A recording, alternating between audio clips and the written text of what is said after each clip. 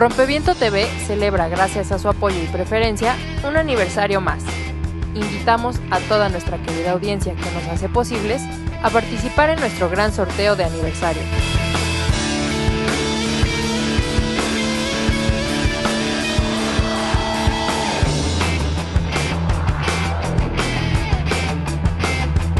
Además, les invitamos a participar presencialmente en este gran sorteo que se llevará a cabo en Tierra Adentro. Por su gran apoyo y solidaridad, gracias todas, gracias siempre.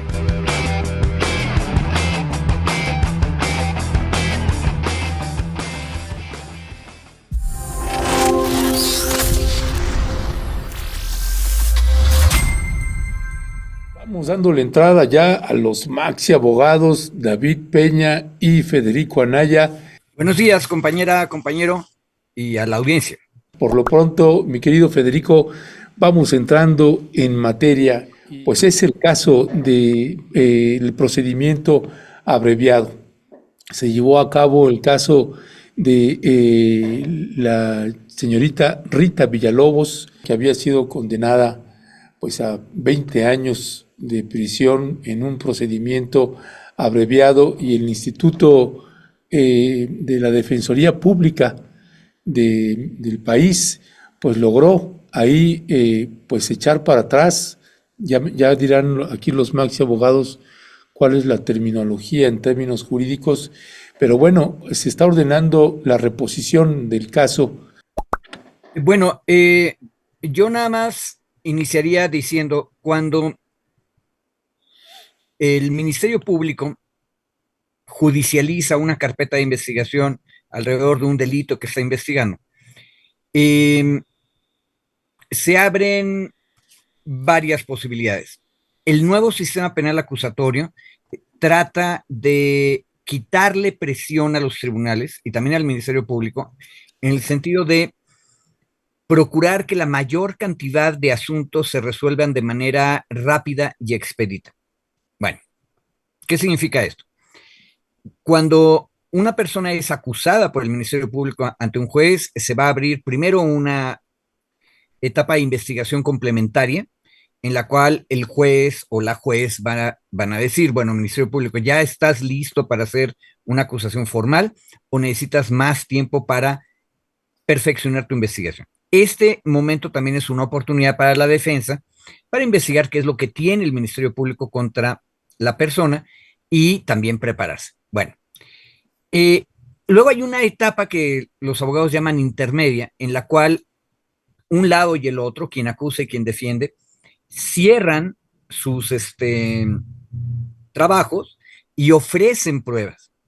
Y entonces el juez o la juez va a determinar si ya está listo todo el asunto para que se abra el juicio oral. Y el juicio oral en realidad es la tercera etapa. Ahora, en esa tercera etapa, ya no basta con que lleguen el Ministerio Público o Defensa con el expediente cargando, que era lo que se hacía antes. Si tú tenías un testimonio de una persona que dice, yo vi a tal persona asesinar a tal otra en tal momento, ese testigo o esa testigo tiene que volverse a presentar en la etapa de juicio oral, de tal manera que no venga siendo que tú obtuviste una testimonial o una confesional bajo tortura y luego simplemente con lo que ya está escrito, con eso te condenan. Bueno, cierro ahí. Como la audiencia puede entender, eso es un procedimiento largo y en realidad tiende a ser engorroso. La única excepción de que los testigos no se pueden volver a presentar físicamente, a volver a decir oralmente lo que vieron, es porque se hayan muerto, pero eso es una excepción y rara en principio. Bueno, ahora, dicho eso, hay ocasiones cuando el delito es grave en que la persona, durante todo lo que acabo yo de contar, la persona acusada está en prisión preventiva. Ahora, tampoco es que fuera mucho tiempo, pero David me dirá qué es lo común. En teoría hay límites para cada una de las tres etapas y todo lo que acabo de decir no debería durar más de un año, pero las cosas tienden a alargarse. Y entonces aparece lo que es nuestro tema, que es el procedimiento abreviado. El Ministerio Público presenta sus pruebas, la defensa las analiza y si tanto la defensa como el Ministerio Público llegan a la conclusión que la cosa es muy clara, hay una posibilidad de hacer más rápido el procedimiento. Y esa es la parte que a mí me parece que es bien peligrosa, porque los abogados y las abogadas no se lo explican a la persona acusada, es que la persona acusada reconoce su responsabilidad. Y entonces se salta todo lo que acabo de decir para que sea mucho más rápido. ¿Por qué? Porque reconoció su responsabilidad. Y entonces nos saltamos casi, ya me corregirá ahorita David, a la etapa de sentencia. Es un procedimiento abreviado, permite una cosa que a los viejos abogados de México les parecía aberrante, pero no creo yo que sea tanto, mientras que sea claro cómo se hace, que es la negociación. Aquí David y yo nos hemos enredado durante mucho tiempo con los criterios de oportunidad, por ejemplo. Pero, digamos, si la persona acusada acepta su responsabilidad, bueno, y aparte de todo aporta elementos que pueden ayudar a otras investigaciones penales, el Ministerio Público puede reducir lo que pide como condena en contra de la persona que reconoció su responsabilidad. Y todo eso se va al procedimiento abreviado. Ahora, en el caso que nos resumió muy rápido el compañero Ernesto, se reconoció la responsabilidad, pero la persona acusada terminó condenada a 20 años. Eso en realidad parecería una aberración, porque usualmente el arreglo de la negociación que estoy diciendo es para salir rápido de la prisión preventiva, reconocer la responsabilidad, reparar el daño para la víctima y que el asunto salga lo más rápido posible, pero tampoco cargar a las prisiones de personas privadas de su libertad. Entonces, el caso es un caso raro. A mí lo que me preocupa es esto.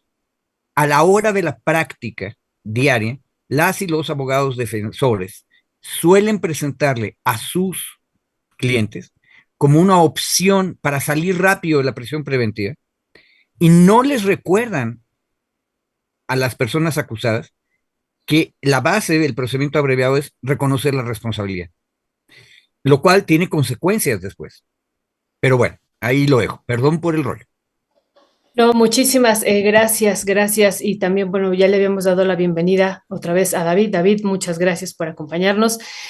David, sé que estamos revisando este tema del procedimiento abreviado, pero ya hay nueva información también a partir del día 25 de junio en la Suprema Corte de Justicia de la Nación ordenó, ¿no?, que se reponga este proceso penal y entonces queremos también pedirte tu opinión sobre esto, cuáles son los argumentos que están dando en torno a la reposición de este proceso penal. Y lo otro que nos parece también muy importante es la perspectiva de género que se tendría que estar incluyendo aquí, que no se incluyó. Si tú no lo puedes comentar ahorita, querido. Sí, gracias Violeta.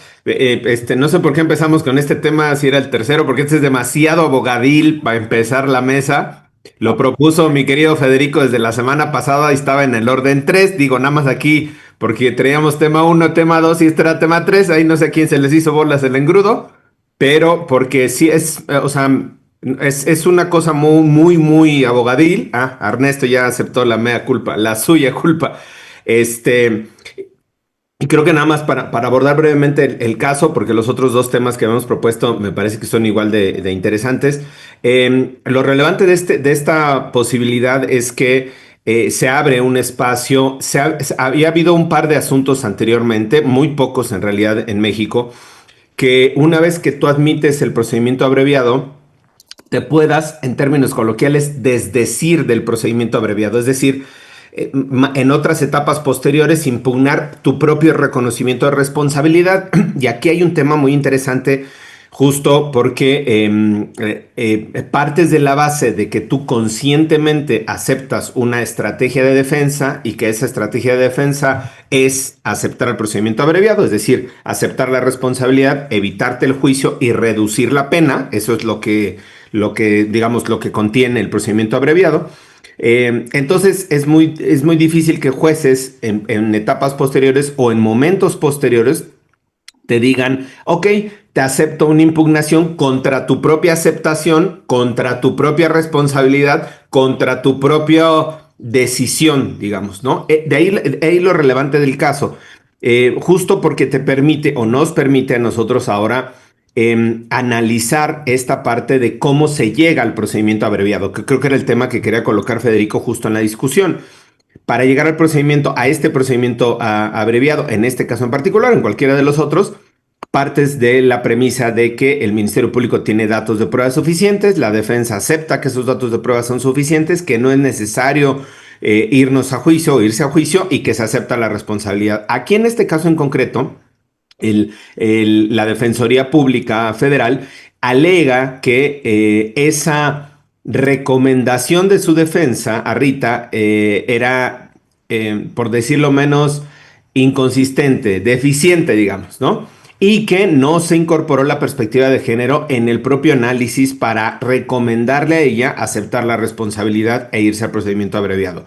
¿Esto qué implica? Y con eso, para ir cerrando, que sí hay la posibilidad de poder revisar estos procedimientos abreviados. Insisto, son muy pocos los casos, sí hay la posibilidad de revisarlos cuando haya este tipo de violaciones en tu propia aceptación de responsabilidad. Y eso me parece muy importante porque aquí traslada la responsabilidad del alcance y la dimensión de un procedimiento de este tipo a la asesoría jurídica, es decir, a las abogadas y abogados. Las personas en general no tienen por qué saber de procedimientos penales, ni de los efectos de los procedimientos penales, ni chutarse estas clases y pláticas que luego nos aventamos aquí procedimentales.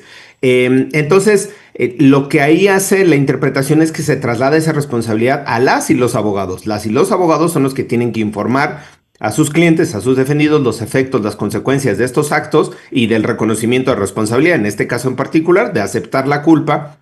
Y cuando se documenta o se registra que esa asesoría estuvo mal dada, por lo tanto, se le da de nuevo la posibilidad a la persona que ya aceptó su responsabilidad que vuelva a sujetarse a un procedimiento, si quiere un procedimiento abreviado o no, si quiere ir a juicio o no, o si quiere alguna otra de las formas de salida de terminación anticipada del proceso. Entonces, de ahí lo relevante, insisto, de que aquí la Suprema Corte de Justicia abre ya la posibilidad. Te digo, yo recuerdo 2 o 3 asuntos más, probablemente haya más a nivel nacional, pero recuerdo solamente 2 o 3 en tesis que han salido de la Suprema Corte de Justicia, de la primera sala también, en donde se da la posibilidad de esto de revisar, de que te den a ti mismo la posibilidad de revisar o a ti misma la posibilidad de revisar lo que tú ya aceptaste, lo que tú ya firmaste, lo que tú ya reconociste frente a un juez, cuando hay inconsistencias, hay violaciones, hay irregularidades, como en este caso, y particularmente, como dices, Violeta, ante la ausencia de la perspectiva de género que no se incorpora en este caso.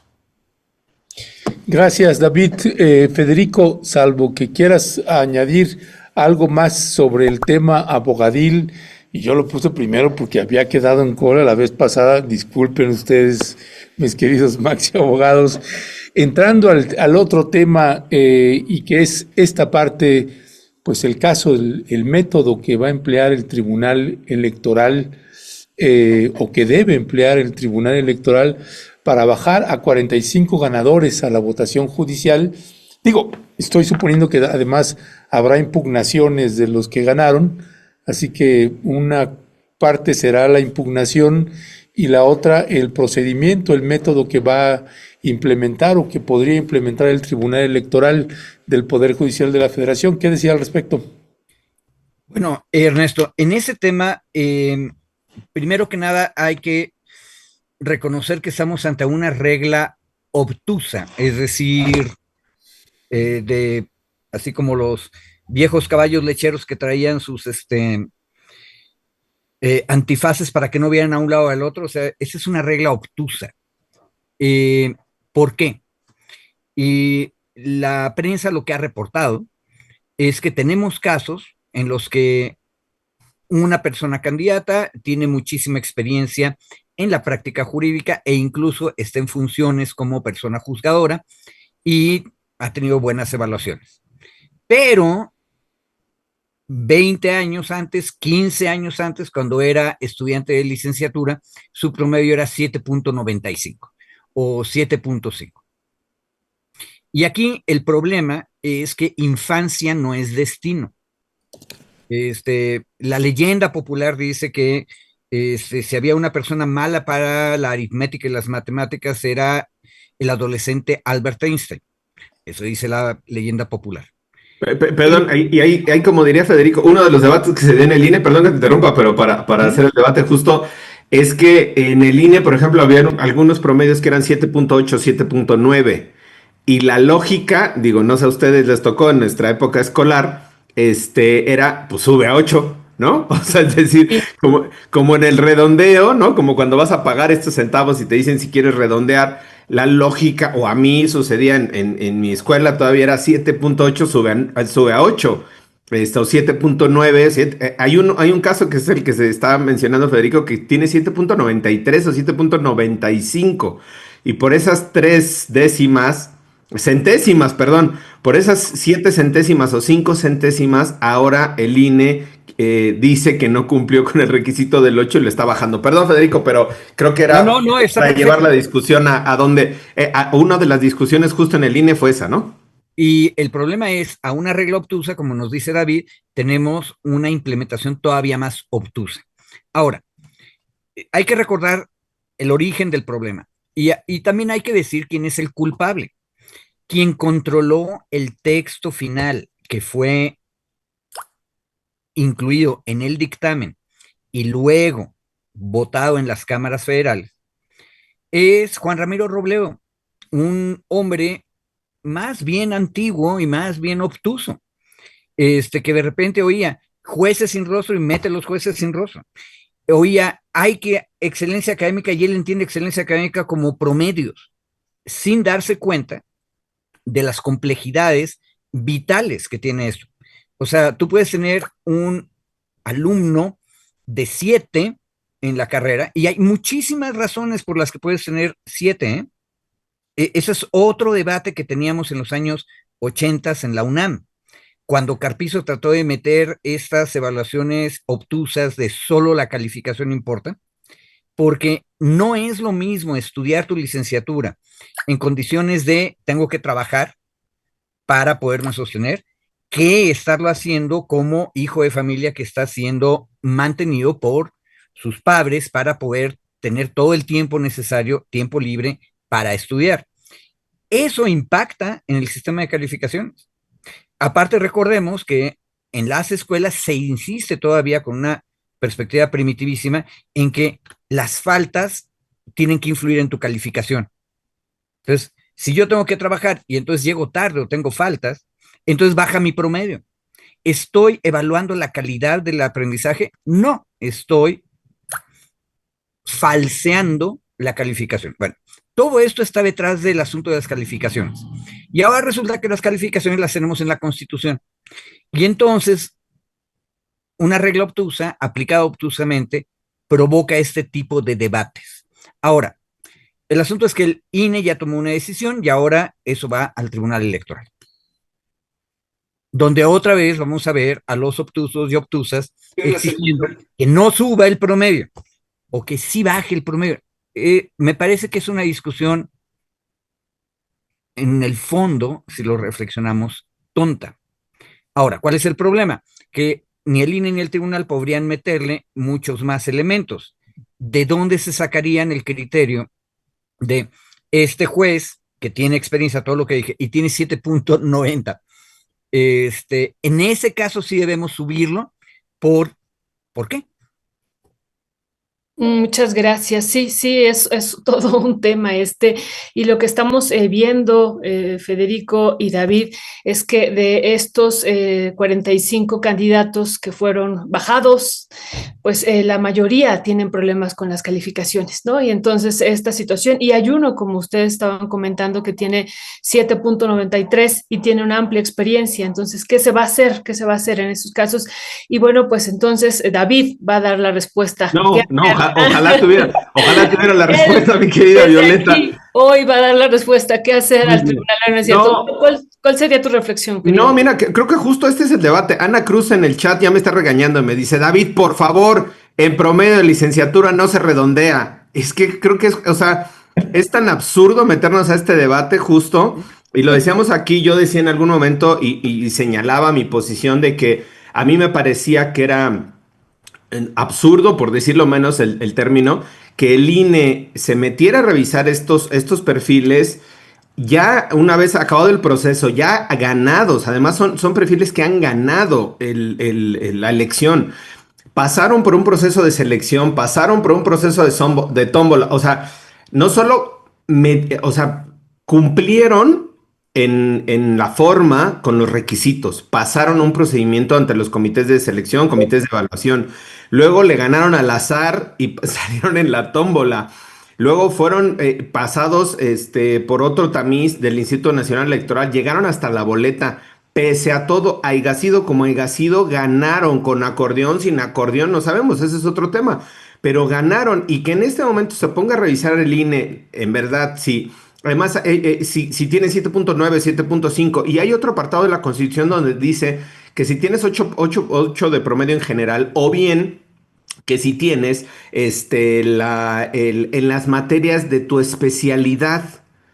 Es decir, si eres un juzgado en materia civil, pues que hayas cursado procedimientos civiles y civiles 1, 2 y 3, o no sé cuántos civiles ya hay en la universidad, derecho civil 1, 2 y 3, para que tengas un promedio máximo de 8 o más de 8, perdón. El texto de la Constitución es muy general porque es el propio texto constitucional, no podría ser tan específico. Entonces te dice que tengas un 8 de promedio general o 8 de promedio en materias afines a tu especialidad. Aquí se tendría, imagínense, el INE está revisando la tira de materias, así se le llamaba en nuestra época, así aclaro la nota, ¿no? La tira de materias o el historial académico de cada una de estas personas, y dice la nota que revisaron más de 14,000 documentos. Imagínense estar revisando el historial académico para ver, tú quedaste como juez especializado en materia familiar, por ejemplo, aunque ya llevaras 8 o 10 años en el encargo, con amplia experiencia, pasaste todos los filtros, cumpliste los requisitos, ganaste en la tómbola, ganaste en la elección, y que en este momento se diga, no, fíjate que tú en materia familiar, en la universidad hace 24 años, tuviste 7. Entonces, como tuviste 7 hace 24 años en materia familiar, aunque llevas 15 de jueza especializado en materia familiar, tienes amplia experiencia y pasaste por todo el periplo de la reforma que imponía la reforma, te bajo. Así de absurdo es la discusión. Y no solo absurda la discusión, sino que ahora lo trasladan al Tribunal Electoral, y el Tribunal Electoral tampoco tiene criterios claros sobre cómo hacer esta interpretación. Entonces va a volver a abrir esta discusión. Y a mí me preocupa que se abra esta discusión en verdad bizantina, absurda, o sea, para poder analizar si una de las personas que ya resultaron electas, insisto, o sea, quien resultó electa, punto. O sea, a mí me parece que es respetar la decisión popular, respetar los procedimientos que se dieron en el propio trámite. No se puede venir a decir en este momento, oigan, fíjense que le faltó firmar la solicitud y por lo tanto va para afuera. Hay un caso en especial que ahí sí me parece particularmente interesante, digamos, la intervención del Instituto Nacional Electoral y del Tribunal Electoral en su momento. Hay un caso de una persona que no se da su nombre, pero creo que viene el cargo, ahorita es el que estaba buscando, que en el proceso entre que se registra, manda sus documentos y se hace la elección, es detenido y acusado de un delito de prisión preventiva oficiosa y por lo tanto está en prisión. En este proceso, esta persona no deja de tener sus derechos políticos porque está en prisión preventiva, solo se suspenden los derechos políticos cuando hay una sentencia definitiva, pero es uno de los requisitos sustantivos o fundamentales para poder ejercer el cargo, que estés en libertad y que no esté siendo sujeto a proceso o sentenciado por un delito doloso que amerite prisión preventiva. Entonces, prisión preventiva oficiosa. En este caso, bueno, ya tenemos aquí el debate de la prisión preventiva. Por cierto, nada más comercial, a ver si podemos agendar en la semana perdón, el paréntesis. La Suprema Corte de Justicia está listando ya la discusión de la prisión preventiva oficiosa otra vez. Entonces hay un proyecto de Margarita Ríos Farjat por ahí. Hay otro proyecto de Pardo Rebolledo que todavía no se ha dado a conocer, pero esta Suprema Corte de Justicia todavía quiere discutir ese tema, aunque la Presidencia de la República le dijo que no, que patee el bote y que se lo deje a la nueva Corte. Es un tema que se va a dar en los próximos, yo creo que 10 días, más o menos, que estará discutiendo la Corte, pero nada más para colocar el tema, porque luego se nos olvida en la agenda, pero aquí ya el chat nos lo recuerda. Cierro el paréntesis y concluyo.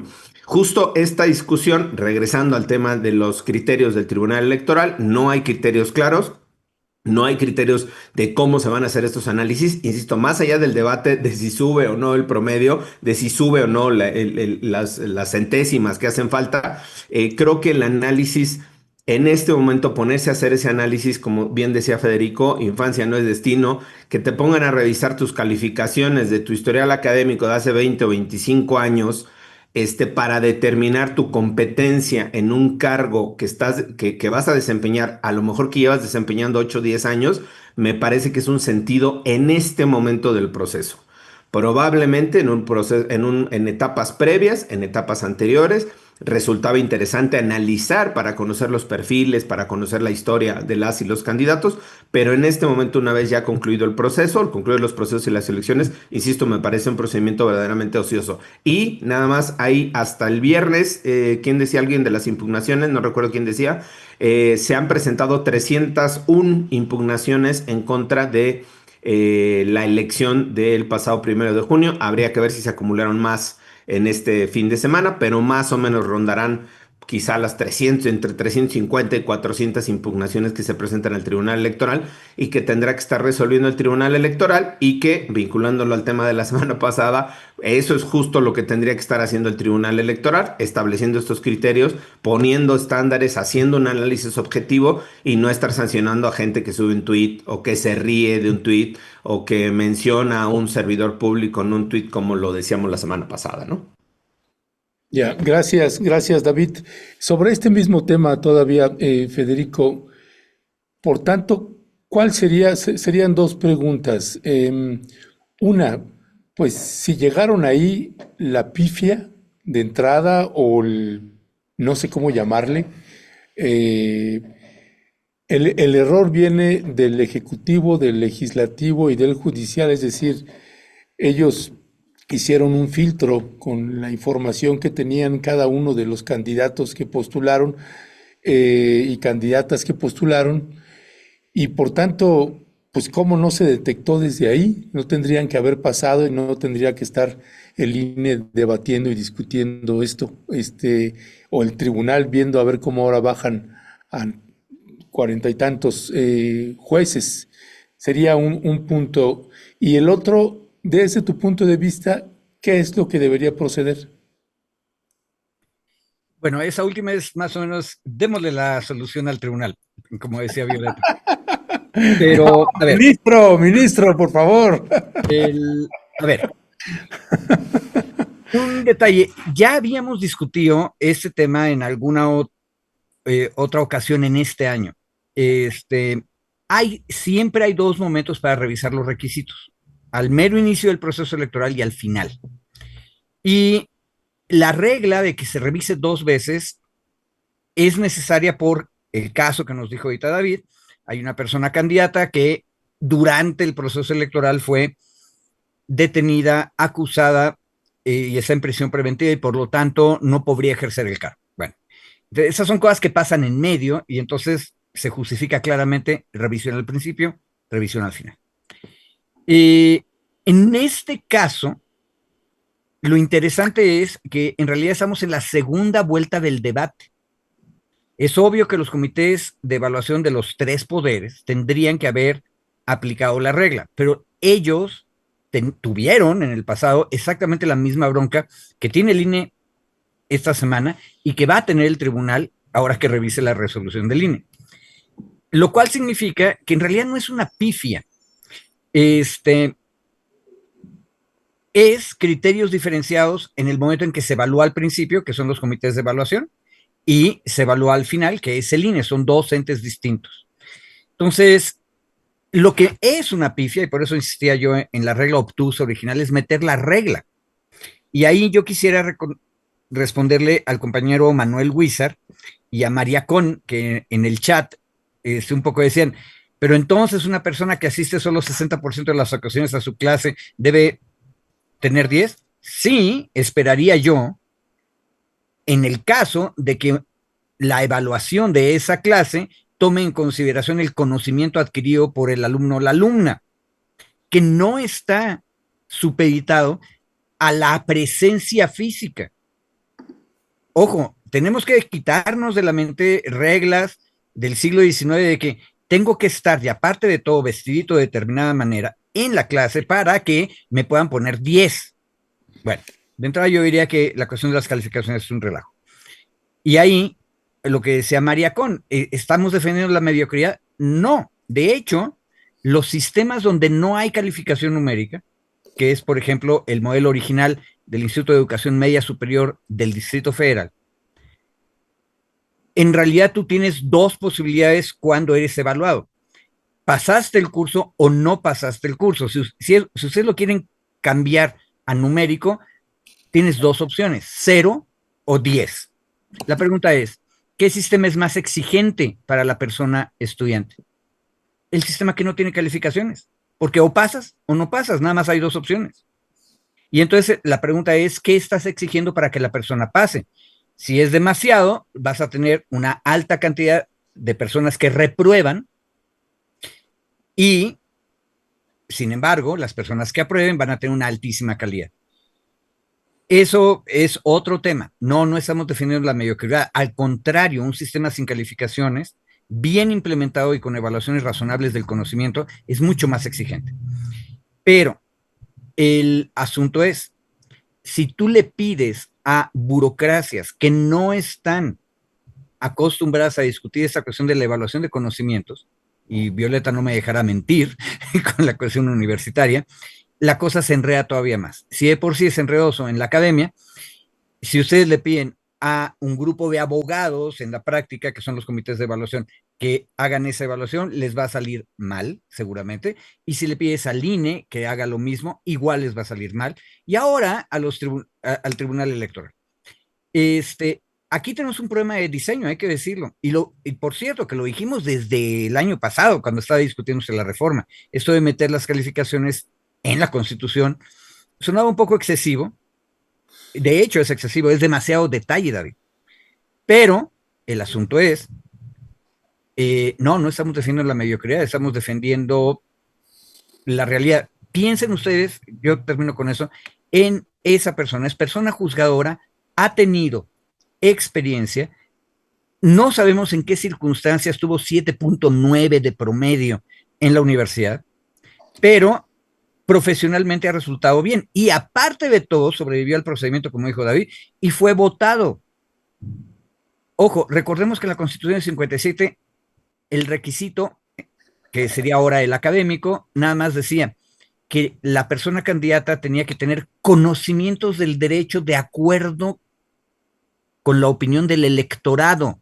Es decir, si los votantes creían que ese señor sabe de derecho, ya con eso bastaba. Era una sociedad distinta, no había escuelas de derecho como las conocemos ahora, bla, bla, bla, pero yo insisto, un criterio obtuso provoca broncas y no hay solución. Lo que haga el Tribunal Electoral va a ser otra aberración arbitraria, igual que las otras dos. Ujú. Perdón, yo le sigo, perdón, Violeta, ya le sigo, ya me piqué. Perdón, le sigo nada más. En el tema, aquí Juan Pablo Valadez ya se lleva muy pesado conmigo y me pregunta mi promedio de la licenciatura. ¿Cuál es? Juan Dinos. Pablo Valadez, no voy a caer en tus provocaciones, Juan Pablo, ¿verdad? Pero Es 10. no, estudié maestría, entonces ya de ahí ya tienen la base que para entrar a la maestría te piden 8 mínimo de promedio, ¿no? Entonces ya, digo, ahí no caeré en sus provocaciones, pero ahí nomás para que le midamos. A ver, Yo creo que, insisto, justo el tema de los criterios que decía Federico, que no hay, de cualquier forma, van a quedar como el cuetero, dirían en mi pueblo, ¿no? O sea, cualquier decisión que tome el Tribunal Electoral me parece que va a ser cuestionada. Recordemos que el Tribunal Electoral es la última instancia en materia electoral precisamente y que ya no hay posibilidad, digamos, de recurrirse o de irse a otra instancia. Entonces creo que los criterios que está estableciendo el Tribunal Electoral van a ser interesantes de revisar justo para perfeccionar o para mejorar o para cambiar o para adecuar el verbo que ustedes quieran, el texto constitucional, las leyes secundarias que emanaron de la reforma judicial en vísperas del siguiente proceso electoral judicial que es en 2027. Entonces, creo que los propios criterios que estará abordando el Tribunal Electoral, las definiciones que esté haciendo en la resolución de este tipo de casos, de estos 46, insisto, son 45 de promedio más la persona que está sujeta a prisión preventiva. En estos 46 casos me parece que va a ser muy interesante y también la forma en la que esté resolviendo los 350, 400 recursos de impugnación que ya se han presentado, insisto, van más de 300 ya presentados. Creo que eso nos va a ayudar, y digo nos va a ayudar al gremio también abogadil para poder revisar, hacer una especie de compilación de esos criterios y ver cómo se tienen que atender en una futura necesaria, yo no diré inmediata, pero sí en una futura necesaria reforma de la reforma judicial. Insisto, porque se tienen que cubrir varios de los frentes que se dejaron abiertos, varios de los errores que se cometieron en el proceso, inconsistencias en cuanto a la forma en la que actúa un comité frente a otro comité. Es decir, creo que estos criterios se tienen que ir plasmando, no en la Constitución, sí en la legislación secundaria, y eso, insisto, va a permitir que la próxima elección del 2027 y las subsecuentes, pues tengan un componente, digamos, más claro, más objetivo. Creo que el dejar a subjetividad los criterios, el abrir esta posibilidad de que se queden estas interpretaciones subjetivas, creo que me parece que es un tema bastante peligroso, ¿no? Pensando que, pues al final las subjetividades jurídicas, cuando no están plasmadas en el texto, cuando no son claras y te permite esta interpretación, en algunos de los casos caemos en el riesgo de que sea un criterio mucho más conservador, mucho más limitador, no sé cómo decirlo, ¿no? De los derechos, como mucho más limitante de los derechos del ejercicio de las libertades. Y creo que aquí ya en nuestra mesa autónoma vinculo justo con el siguiente tema que traía Federico, no sé si saltamos, pero es el riesgo de tener este tipo de textos o este tipo de interpretaciones nos abre la posibilidad de que un tribunal o una corte, como en el caso de Estados Unidos, se incline por un perfil mucho más conservador, mucho más restrictivo de los derechos y las libertades y nos coloque en una situación de riesgo a la ciudadanía. No sé si hay algo más, pero si no, pasamos al siguiente tema, mi querido Federico. Eh, yo apruebo la cuestión de la autonomía de la mesa. Perdón, saltarnos a los compañeros que nos invitan. Ya, a ver cómo nos hiciste enojar Ernesto al principio por colocarnos ese tema tan abogadil. Venga. Oigan, yo nada más quería preguntarles a Sí. ustedes, no sé si Federico o David, quien pudiera comentar, viene una segunda parte de la elección, ¿no? Todavía viviremos y hacia futuro. ¿Cuáles serían entonces los procedimientos que se tendrían a partir de la experiencia que ya tuvimos? ¿Cuáles serían los pasos y procedimientos que se tendrían que vivir para que no se repita esta situación de que una vez que ya se eligieron, entonces se da marcha atrás? ¿Cuáles serían, querido Federico? Yo creo que sí se va a repetir, pero lo que te podría hacer es que lo repitamos con criterios un poco más claros. Uh-huh. Si la Constitución dice 8 de promedio o 9 para las especialidades, eso no lo podemos cambiar tan fácil. Uh-huh. Pero lo que sí podemos es esperar del Tribunal Electoral que nos diga estas cosas como si el punto 5 sube o baja, por ejemplo, y cómo tenemos que evaluar la calificación de la licenciatura frente a la experiencia profesional y el servicio prestado. Ese tipo de cosas, los tribunales sí pueden interpretarlas a partir de la Constitución, precisamente para no violar la Constitución. El objetivo del constituyente es la mayor calidad posible de los juzgadores y juzgadoras, por lo tanto, tú no puedes agarrar y decir, Pues fíjate, vamos a dejar pasar a una persona que tiene 10 de promedio, aunque su ejercicio profesional sea pésimo. O al revés, no vamos a permitir a alguien que tiene 7.9, aunque su ejercicio profesional haya sido magnífico. Esos son los criterios que necesitamos. Entonces, en 27 esperamos tener esos criterios. Ahora. Perdón, es que hay otra pregunta aquí que me parece, no hemos visto la siguiente etapa de la discusión.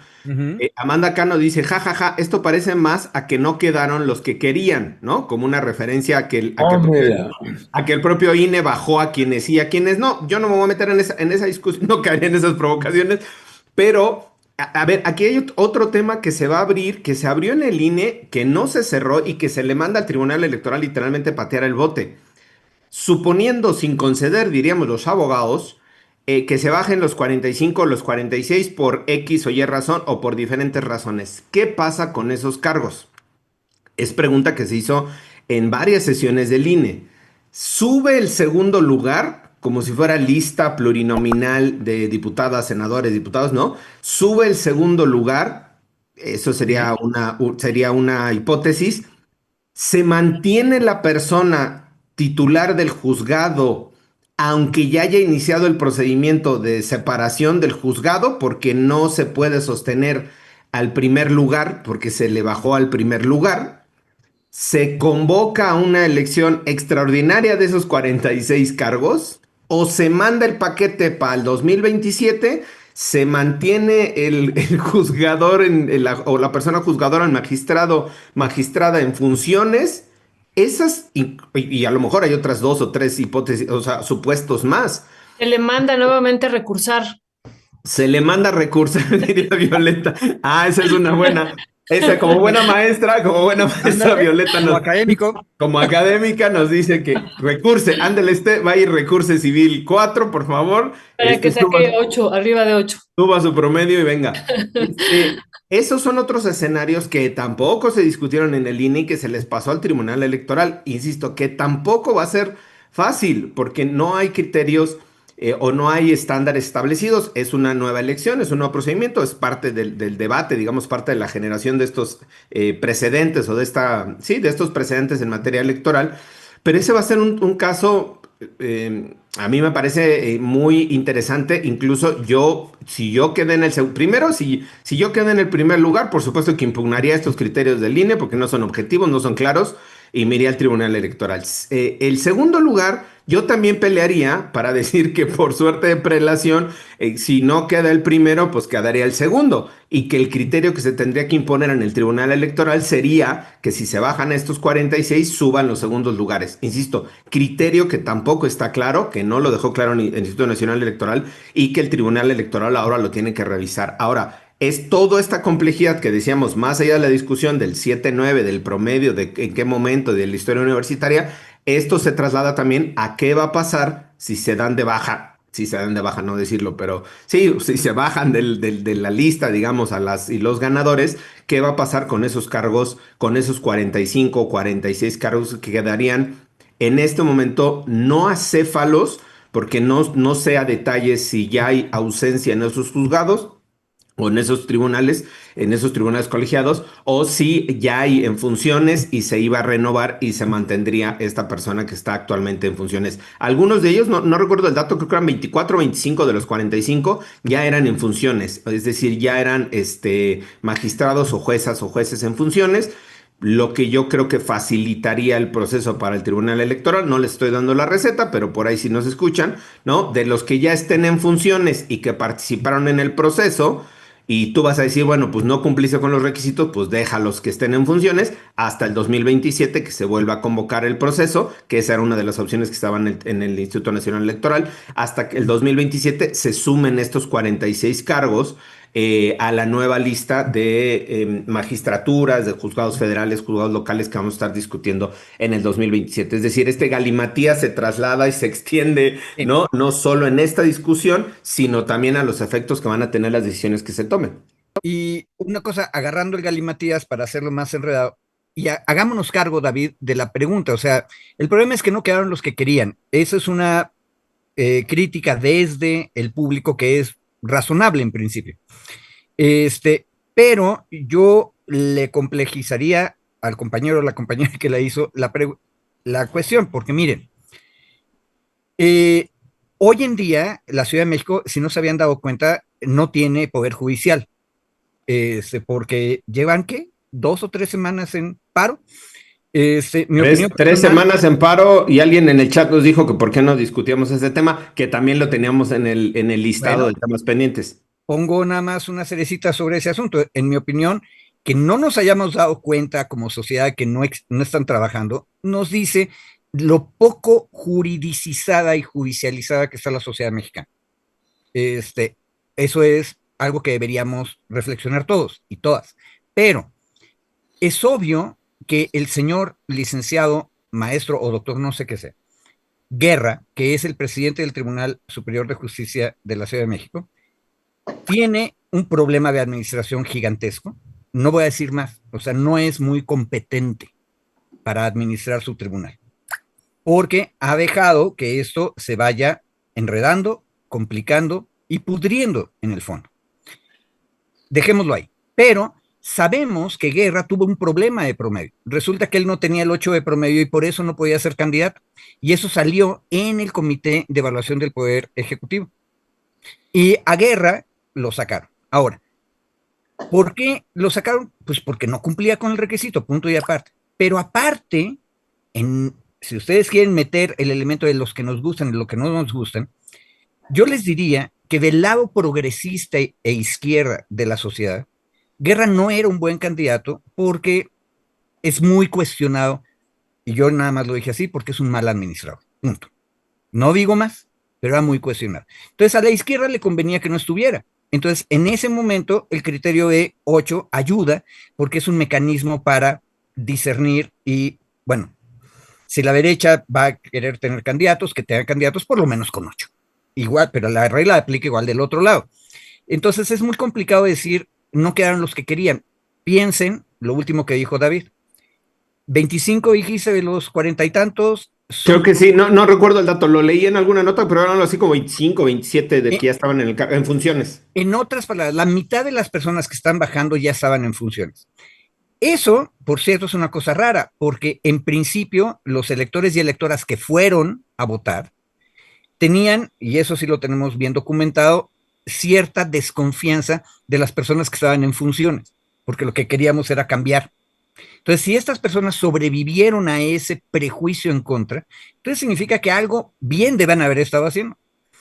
Entonces, al caso del 7.9, yo le agregaría que no solamente nos ha demostrado muy buen performance en su carrera práctica después de la universidad, sino que aparte ganó el voto popular en una situación adversa. Si estás en funciones, todo el mundo asume que eres parte del lado oscuro de la fuerza y no van a votar por ti. Sin embargo, ganaron.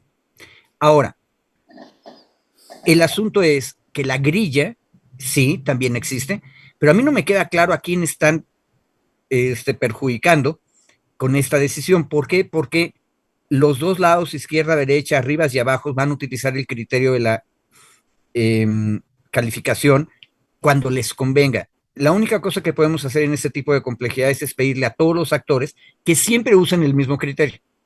O sea, si de repente cambian la regla y hay doble estándar, eso sí no se vale. Ya, gracias, Federico.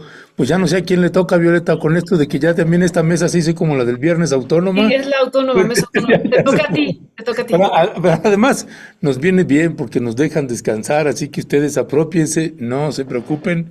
Y otra vez los comentarios, Federico, deja el cigarro, el puro, que te va a hacer daño. Y otra vez lo están sermoneando. David, mi querido David, ¿con qué cierras una reflexión final? Pues de los ejes que hemos estado abordando, ¿con qué te quedarías? Mira, yo creo que ya no nos da tiempo de hacer la revisión del otro tema que colocaba Federico, que ese sí me gustaría hacer el análisis no sé si en la semana, ya estoy pidiendo otra, más chamba. Si en la semana tenemos tiempo, porque es justo las decisiones judiciales de la Corte Suprema de Estados Unidos en referencia a las órdenes ejecutivas de Trump. Federico colocaba la discusión que se tuvo, creo que fue el viernes de la semana pasada, de hacer el análisis de constitucionalidad sobre estas decisiones, órdenes ejecutivas de Trump. Creo que es un tema muy interesante. Y viene, nada más. ¿10 minutos? ¿Eh? ¿Le damos 10 minutos? Sí, perfecto. Sí, si quieren, si tenemos chance. Órale, Sí. sí. Sí, a ver, entonces nada más ahí le regresaré la palabra a Federico, que fue el que colocó el tema para hacer el análisis y nada más cerrar. Este tema de lo del paro en el Poder Judicial de la Ciudad de México me parece importante igual, insisto, ya lo habíamos colocado, le decimos ahí a la ciudadanía que ya tenemos el tema, a la ciudadanía, ahora ya estoy hablando ya como candidato a las ciudadanas y ciudadanos, no, a las compañeras y compañeros del chat, que ya lo teníamos en el radar, lo habíamos colocado, creo que fue la semana pasada la discusión, no lo pudimos abordar, pero es un tema también que traemos ahí pendiente, justo para hacer el análisis del paro, ¿no? De por qué el paro, las razones de las posiciones, digamos, de las y los trabajadores, de las posiciones sindicales y de esta ausencia de poder judicial que pasa desapercibida en la vida cotidiana, y que decía Federico. Pero bueno, nada más ahí sobre el tema de los de Estados Unidos, Federico, si quieres, para entrarle 10 minutitos, 9, porque ya te robé un minuto. No, mira, en realidad la situación es medio complicada porque cambias no nada más de castellano a inglés, sino que cambias algunas palabras. Entonces, la pregunta que estaba contestando la Suprema Corte de Estados Unidos el viernes pasado era si las injunctions, las injunctions, hay que decirlo en inglés, de los jueces de distrito que protegieron a personas migrantes que estaban en peligro de ser deportadas de inmediato por una orden ejecutiva de Estados Unidos, si esas órdenes de juez de distrito pueden tener aplicación en todo el territorio de Estados Unidos para todos los casos o si deben ser aplicadas solamente para quien presentó la demanda. Bueno, traducción al sistema mexicano. Estas injunctions son las suspensiones del juicio de amparo. ¿Sí? Entonces, un juez de distrito dice, esta orden ejecutiva de Trump que dice que las personas, aquí lo importante es el mero fondo, que es lo más grave. Las personas hijas de inmigrantes no documentados, aunque hayan nacido físicamente en Estados Unidos, no son ciudadanos de Estados Unidos ni del estado en el que nacieron. Esa es la orden ejecutiva de Trump. ¿Sí? Y entonces alguien presentó una demanda, Juan presentó una demanda para protegerse a él y a su familia, ¿sí? A sus hijos que nacieron en Estados Unidos. Y un juez de distrito le concede la suspensión, pensemos en el sistema de amparo, pero esta suspensión es para todos, no solo para Juan y su familia, sino para todas las personas que estén en el mismo caso. Ese punto es lo que discutió la Suprema Corte. Y venimos a enterarnos, cosa que no nos habían explicado los abogados neoliberales defensores del viejo régimen judicial mexicano, que en Estados Unidos tampoco se habían puesto de acuerdo si la suspensión debe tener aplicación para todos, es decir, erga omnes, para todos. Y el debate en la Suprema Corte recuperó ese viejo debate donde la Corte a veces decía que sí, a veces decía que no, había criterios de un lado y del otro. Y llegó a la conclusión, y esa es la parte grave para las personas migrantes, que en Estados Unidos la suspensión, es decir, el injunction de un juez de distrito, no puede tener aplicación para todos. Solo puede proteger a la persona que presentó el debate. Ahora, el mero fondo es otra cosa. ¿Por qué? Porque esa orden ejecutiva de Trump va directamente en contra del texto de la Constitución de Estados Unidos. Después de la Guerra Civil, que en realidad fue la revolución social en Estados Unidos, se abolió la esclavitud y la enmienda número 14, que es parte de la Constitución, dice con toda claridad que cualquier persona que nació en Estados Unidos es ciudadana de Estados Unidos y del estado donde nació. Perdón, Federico, nada más un paréntesis. No, para que le sigas. Nada más haciendo el paralelismo con lo que tenemos en México, que fue una discusión que se tuvo hace 2 años, justo aquí, sobre la suspensión, los efectos generales en una suspensión de un juicio de amparo. Exacto. Y aquí se tuvo esta misma discusión, toda proporción guardada, pero me refiero la discusión sobre los efectos que tendría la decisión de un juez o una jueza federal, igual que en Estados Unidos, un juez o una jueza federal, para suspender el efecto y la aplicación, en el caso mexicano, de toda una ley. Así sucedió con la reforma en materia de telecomunicaciones, con la reforma en materia de minería, con la reforma cuando un juez o juez especializado en la materia dictaba una suspensión, y esa suspensión tenía efectos generales, es decir, no solo se suspendía el inicio de la vigencia de la ley a esta persona que se estaba amparando o a esta empresa, sino para todas las personas, que es esto que decía Federico, el efecto erga omnes, es decir, más allá de la persona que está solicitando la protección.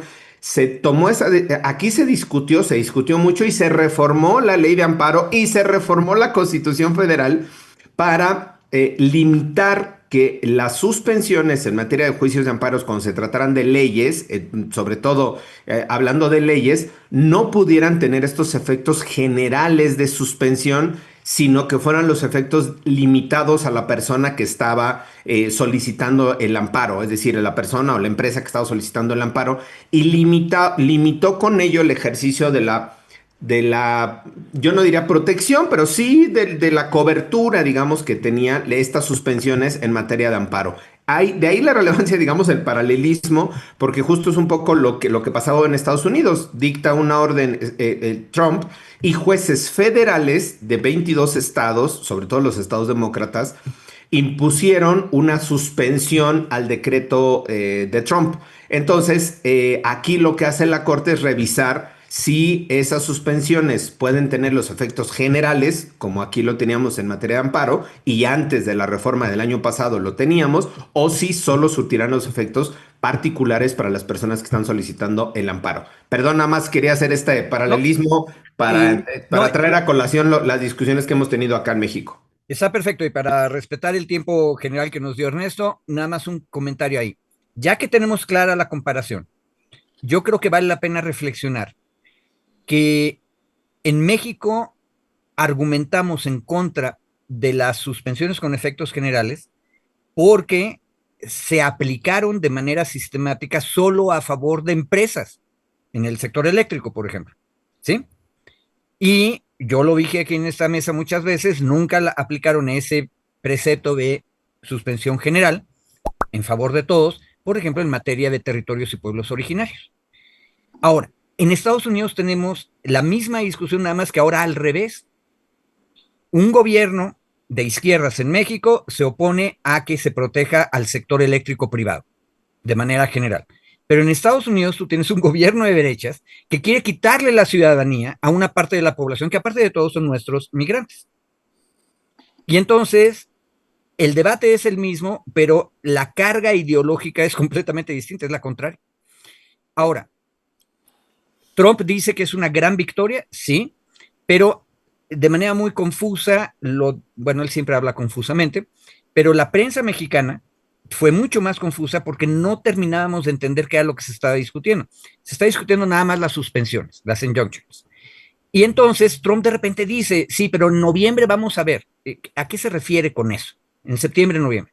Se refiere a que en ese momento la Corte va a discutir el fondo, que es la orden ejecutiva de Trump va en contra del texto constitucional.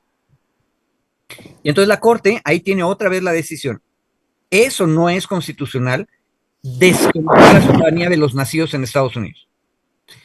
Y ahí la Corte, que es una Corte que los Bush y Trump se aseguraron que fue una Corte conservadora, hay el peligro que diga, la interpretación es que no son ciudadanos. No estoy muy seguro cómo lo hagan, me parece que eso es una locura en términos constitucionales. La 14 enmienda es clarita, pero ya están haciendo el argumento que era nada más para liberar a los esclavos en 1868, y no para el caso moderno. Entonces de repente pueden decir sí para aquellos, pero no para estos. Pero incluso si la Corte Suprema conservadora en Estados Unidos decide seguir protegiendo a los hijos de los indocumentados como ciudadanos, el problema es que Trump ya ganó una batalla importante. La decisión de la Corte, van a argumentar en este segundo escenario, solo aplica a los que pidieron el amparo. En otras palabras, Trump es libre de andar corriendo a todos los que quiera mientras no presenten su juicio de amparo, lo cual significa que para los más pobres va a ser imposible defenderse. Entonces hay que estar pendientes de eso y del debate constitucional y darnos cuenta que la misma fórmula y el mismo debate pueden tener contenidos ideológicos distintos. Ya nada más. Perdón, 2 minutos para cerrar porque ya nos pasamos del tiempo. Chum, Adelante. Chum Simpson en el chat, que agradecemos ahora el chat muy activo, participativo y muy bien informado, dice, pero esa decisión aún no se aprueba por completo, que es justo un poco en referencia a la decisión del Tribunal Constitucional, del Supremo Tribunal de Estados Unidos. Justo esto que explicaba Federico, pero aún el galimatías es más complejo. Porque igual que aquí, como enredamos todo el asunto, no solo esta decisión se circunscribe, como decía Federico, a las suspensiones provisionales o estas suspensiones, sino que además dio la Corte 30 días para que se pudiera abrir otro frente, digamos, en este combate legal a las decisiones de Trump, a estas órdenes ejecutivas. Los 22 estados que tenían hoy suspensiones son principalmente estados demócratas, los 28 estados restantes son estados republicanos. En algunos estados republicanos han estado presentando estas demandas, pero no prosperan porque pues, los jueces, las juezas y los órganos colegiados de justicia están más proclives a apoyar, digamos, o a no impugnar las decisiones de Trump. Pero la Corte abre un procedimiento y dice, se tiene 30 días, no va a surtir efectos esta decisión que estamos tomando ahora, sino que tenemos 30 días. Y en esos 30 días se abre otra posibilidad jurídica de que los estados puedan presentar, perdón, las organizaciones, sobre todo de defensa de derechos de migrantes, puedan presentar demandas colectivas ante los jueces federales y que esas demandas colectivas sí tengan efectos generales. Es decir, la Corte ganó la votación conservadora, pero no cerró de tajo la posibilidad y dijo, o sea, no lo fraseo porque no tengo la referencia en la imagen, pero algo así como si no es la vía para declarar efectos con suspensión, efectos generales en la suspensión. La vía tendría que ser demandas colectivas, guiño, guiño. O sea, mandó ahí el mensaje de cómo sí se podrían dar suspensiones de efectos colectivos o de efectos generales. Entonces, varias de las organizaciones y sindicatos de trabajadores, trabajadoras migrantes, sobre todo que acompañan y hacen la defensa de las y los mexicanos en Estados Unidos, están preparando. 30 días es muy, muy poquitito tiempo para presentar las demandas, pero están presentando, incluso en estados republicanos, demandas colectivas para que ahí sí se pueda pedir una suspensión de efectos generales sobre las órdenes ejecutivas de Trump.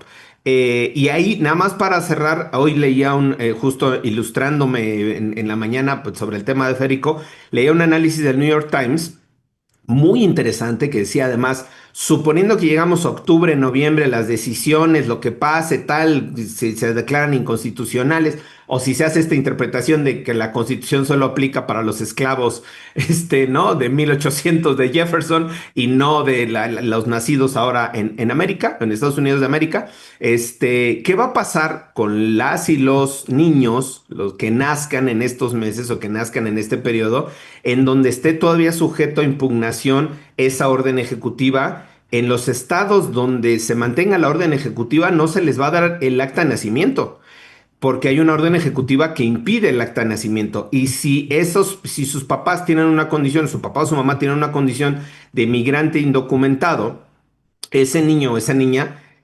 quedaría casi en una condición de apátrida, decía el New York Times, si el país del que son sus papás o mamá no permite la doble nacionalidad. Si no permite la doble nacionalidad digamos, por la parte del papá o de la mamá, países donde no se permite la doble nacionalidad, y el niño o la niña nace en estos meses donde está todavía en suspenso y donde se mantiene la vigencia de la orden ejecutiva, ese niño o esa niña no podría ser registrado en Estados Unidos, pero tampoco en el país de origen de sus padres.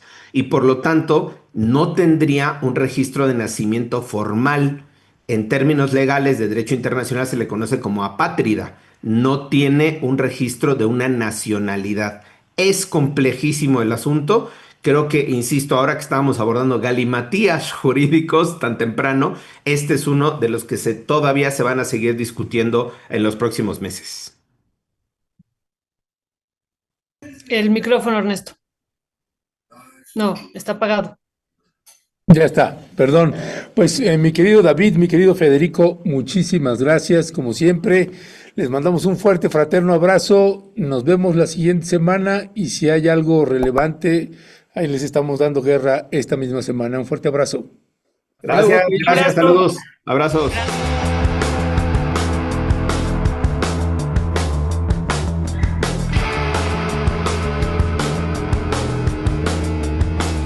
Rompeviento TV celebra, gracias a su apoyo y preferencia, un aniversario más.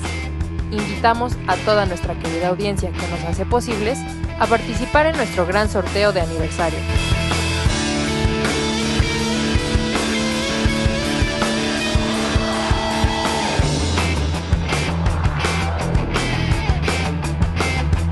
Además, les invitamos a participar presencialmente en este gran sorteo que se llevará a cabo en Tierra Adentro. Por su gran apoyo y solidaridad, gracias todas, gracias siempre.